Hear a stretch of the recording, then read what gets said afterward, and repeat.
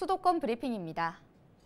김포시와 인천 서구가 서울 지하철 5호선 연장 노선에 합의했습니다.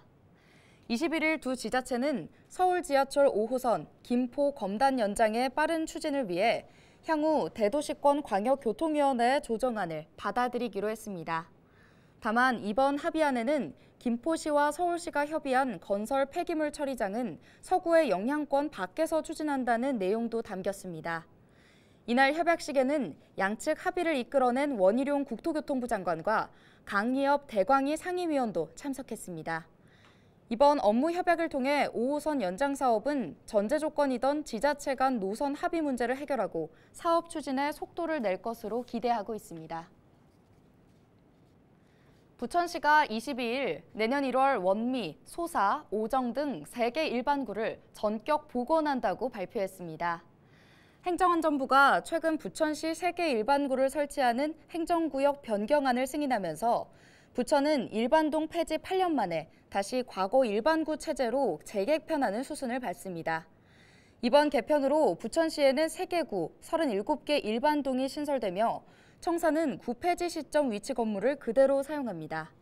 다만 옥길지구 개발로 인해 인구 6만 명이 초과된 범박동은 옥길동을 신설해 범박동, 옥길동으로 각각 나뉩니다.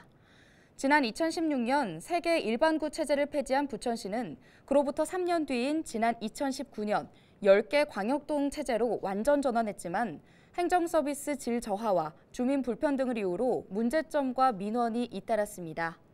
이에 따라 부천시는 지난해 시민 의견 수렴과 부천시의회, 경기도를 거쳐 행안부에 3개 일반구 설치 승인을 요청했습니다.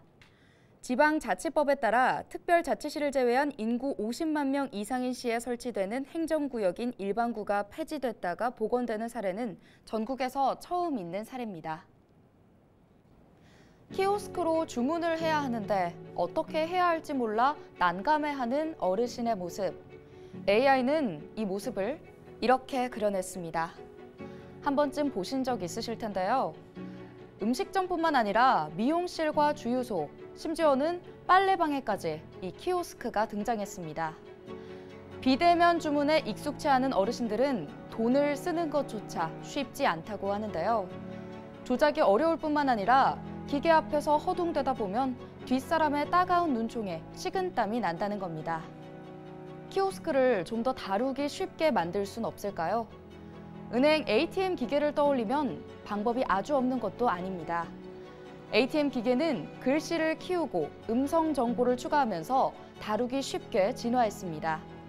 이런 가운데 최근 국회에선 키오스크의 실시간 음성 안내 서비스를 제공하게 하는 법률안이 발의됐습니다. 기계가 사람을 대체하는 디지털 사회는 거스를 수 없는 대세가 됐습니다. 이럴 때일수록 사람에 대한 관심이 필요하지 않을까요?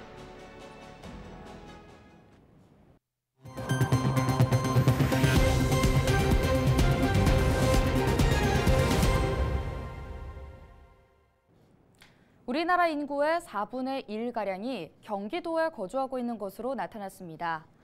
행정안전부의 인구 통계 자료를 보면 4월 말 기준 경기도 인구는 1,400만 3,527명으로 사상 최초로 1,400만 명을 넘어섰습니다.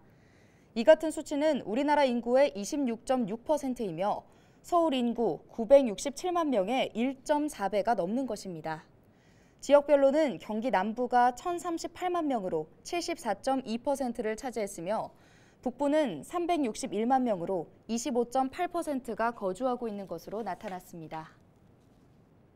식품 원산지를 거짓으로 표시하는 등 위법 행위를 한 배달 음식점이 무더기로 경기도에 적발됐습니다. 경기도 민생특별사법경찰단은 지난달 24일부터 지난 4일까지 배달 음식 전문점 180곳을 단속한 결과 원산지 표시법 등을 위반한 30곳을 적발했다고 밝혔습니다. 적발 내용은 원산지 거짓 또는 혼동 표시 14건, 소비기한 경과제품 보관 16건, 식품 보존 기준 위반 2건, 미신고 영업행위와 비위생 등이 4건입니다. 지금까지 수도권 브리핑이었습니다.